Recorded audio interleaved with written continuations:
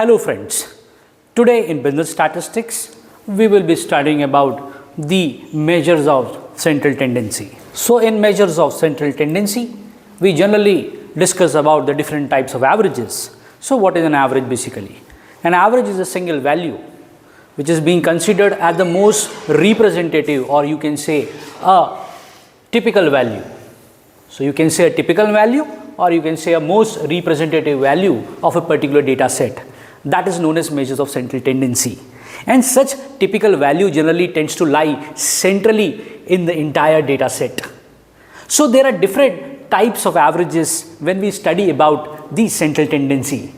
In general life, we generally talk about average income. We generally talk about average work you have done. What is the average age? So in business statistics, we have to study the concept of central tendency, and wherein we will talk about the various types of central tendency. So now we will be discussing about the different types of objectives in central tendency. तो अलग अलग प्रकार के objectives होते हैं that we have to study कि why we are studying central tendency. पहला जो ऑब्जेक्टिव होता है to get one single value that describe the entire characteristics of the data. हम सेंट्रल वैल्यू की बात करते हैं तो हम बात करते हैं एक सिंगल वैल्यू की, एक सिंगल वैल्यू जो इंटायर डेटा सेट को रिप्रेजेंट करे. यही हमारा ऑब्जेक्टिव होता है कि in the form of central tendency हम वो टिपिकल वैल्यू या रिप्रेजेंटेटिव वैल्यू को फाइंड आउट करें. सो पहला ऑब्जेक्टिव हमारा यही है to get one single value that basically describes the entire characteristics of that entire data. इसलिए हम सेंट्रल टेंडेंसी को पढ़ते हैं. सेकेंड थिंग, हम कोशिश करते हैं कि कंपेयर करें between the two data sets. मान लो एक डेटा सेट ये है और one more data set is this. तो इन दोनों को कंपेयर करेंगे कैसे? Here we will have many values of this particular data set, and यहाँ पर ही बहुत सारी वैल्यूज है इस डेटा सेट के अंदर. Let's say we have a data set A and B. How do we compare it? तो यहाँ पर हम क्या करते हैं, एक सेंट्रल टेंडेंसी लेते हैं, चाहे तो हम अरिथमेटिक मीन की बात करें या मीडियन की बात करें या मोड की बात करें या किसी अन्य प्रकार की एवरेज की बात करें. तो यहाँ पर हम एक रिप्रेजेंटेटिव वैल्यू लेंगे और यहाँ से भी एक रिप्रेजेंटेटिव वैल्यू लेंगे और फिर ये दोनों रिप्रेजेंटेटिव वैल्यू को हम कंपेयर करेंगे. So with the help of central tendency हम दो डेटा सेट के बीच में कंपैरिजन भी कर सकते हैं.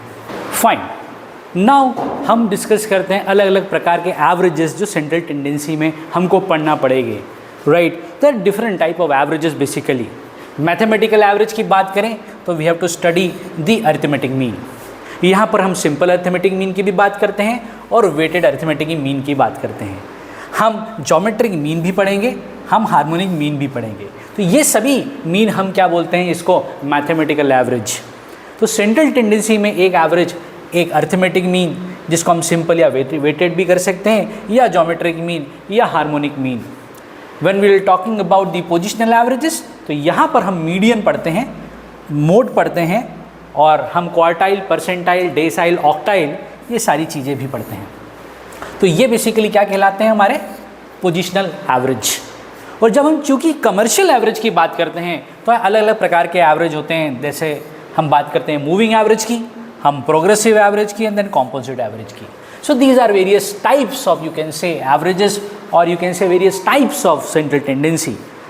तो बिजनेस स्टैटिस्टिक्स के अंदर हमको अलग अलग प्रकार के एवरेजेस पढ़ने पड़ते हैं, और हम सबसे पहले सिंपल अरिथमेटिक मीन की बात करते हैं कि ये क्या होता है. ओके, अभी हम अरिथमेटिक मीन की बात करते हैं जो बहुत सिंपल होता है और काफ़ी कॉमनली इस्तेमाल किया जाता है. जैसे यहाँ पर लिखा भी हुआ है, it is the most popular and widely use measures for representing the entire data by only one value. मतलब इंटायर डेटा सेट को हम एक रिप्रेजेंटेटिव वैल्यू से रिप्रेजेंट करेंगे, जिसको हम कॉमन लेमन लैंग्वेज में एवरेज भी बोलते हैं, और जनरली स्टैटिस्टिशियन उसको अरिथमेटिक मीन बोलते हैं. तो अरिथमेटिक मीन बेसिकली क्या होता है, इसको हम कैसे इसकी वैल्यू को ऑब्टेन करते हैं. We will add together all the observation, जितनी भी वैल्यूज होगी एक पर्टिकुलर वेरिएबल की, हम उसको सारे को ऐड अप कर लेंगे और फिर हम डिवाइड करेंगे उसके टोटल को bye the number of observations. इस प्रकार से हमको अरिथमेटिक मीन की वैल्यू मिल जाएगी. अगर हम अरिथमेटिकली या न्यूमेरिकली इसको देखें तो हम अरिथमेटिक मीन को x बार से डिनोट करते हैं. ठीक है, x के ऊपर बार, मतलब इसको हम क्या बोल सकते हैं, it is denoted arithmetic mean. तो कैसे कैलकुलेट करते हैं, बेसिकली जितने भी नंबर्स दे के रखे हैं आपको जितने भी नंबर्स होंगे उसको हम कैपिटल M बोलेंगे. This is number of observation which is denoted by capital N. और जितनी वैल्यूज़ है वेरिएबल्स की, लेट से x की हमारे पास x1 है, x2 है, x3 है, टिल xn तक जितनी भी वैल्यूज़ होती है उसको हम एडअप करेंगे and then dividing with the total number of observation. तो हमको कुछ इस प्रकार से फॉर्मूला मिल जाता है. यहाँ पर देखेंगे this is what x bar. Okay, यहाँ पर आप बार लगा लीजिएगा. Fine. This is adding of all the values x1, x2, x3, x4 and till xn, जितनी भी वैल्यूज दे के रखी है, and then divided by all the values, sorry then divided by the number of observation that is capital N और small n. तो इससे जो हमको वैल्यू मिलेगी that is known as arithmetic mean.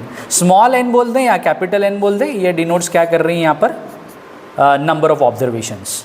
तो generally in life, we generally in economics also, generally in social sciences also, right, हम कहीं ना कहीं एवरेज की बात करते हैं. हम गाड़ियों के एवरेज की बात करते हैं, हम बात करते हैं एवरेज प्रॉफिट की. When we will talk about in commerce we will talk about average expenditure, average sales क्या हो रही है, एवरेज इनकम क्या हो रहा है. तो बेसिकली हम पूरे डेटा को रिप्रेजेंट नहीं करते हैं, हम बेसिकली एक सिंगल वैल्यू के रूप में एवरेज को रिप्रेजेंट करते हैं जो पूरे इंटायर हमारे डेटा सेट को कहीं ना कहीं डिस्क्राइब करती है. So this is the concept of average. In the next lecture हम कुछ न्यूमेरिकल्स की बात करेंगे which is based on arithmetic mean. Okay, अगर हम उसमें अरिथमेटिक फार्मूला देखेंगे तो देखिए मैं आपको एक फार्मूला भी दिखा रहा हूँ. तो मैथमेटिकली ऐसा फार्मूला भी आप लिख सकते हैं अरिथमेटिक मीन का, x bar 1/n summation of x i का मतलब होता है i that is equal to 1 to n. ठीक है, तो जितने भी आपके ऑब्जर्वेशंस है, राइट, 1 to जितने भी कैपिटल N ऑब्जर्वेशंस हैं, right, you will sum up, और समेशन का साइन है बेसिकली ये आप देख सकते हो, ई आपको नजर आ रहा है. It is sum of all the values of x. सारी वैल्यूज ऑफ x को एडअप करोगे, then dividing by the number of observation that is capital N, और उसी से आपका क्या निकल जाएगा, x बार निकल जाएगा. तो इन द नेक्स्ट लेक्चर हम 3 प्रकार की सीरीज में अरिथमेटिक मीन फाइंड आउट करने की कोशिश करेंगे. Okay guys, thank you and we will see you in the next lecture.